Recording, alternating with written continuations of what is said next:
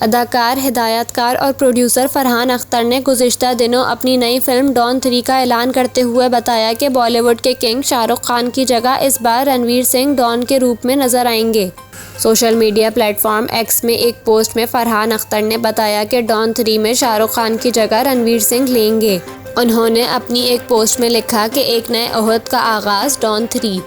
फरहान अख्तर ने एक टीज़र भी पोस्ट किया जिसमें रणवीर सिंह को दिखाया गया, जो खुद को डॉन के तौर पर मुतारिफ करा रहे हैं। फरहान अख्तर इस नई फिल्म के डायरेक्टर भी होंगे, जो 2025 में किसी वक्त रिलीज़ की जाएगी। अलबत्ता रणवीर सिंह के अलावा कास्ट में शामिल किसी फ़र्द के बारे में कुछ नहीं बताया गया। ताहम अब डॉन 3 में रणवीर सिंह की हीरोइन के हवाले से भारतीय मीडिया में चहमगवियाँ शुरू हो गई हैं। भारतीय मीडिया का ख्याल है कि डॉन 3 में कियारा एडवानी को बतौर हीरोइन कास्ट किया जा रहा है।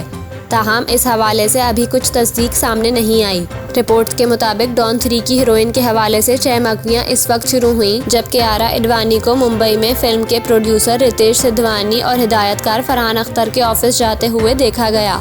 ख्याल यही किया जा रहा है कि डॉन 3 में कियारा एडवानी ही रणवीर के हमरा अदाकारी करती नजर आएंगी।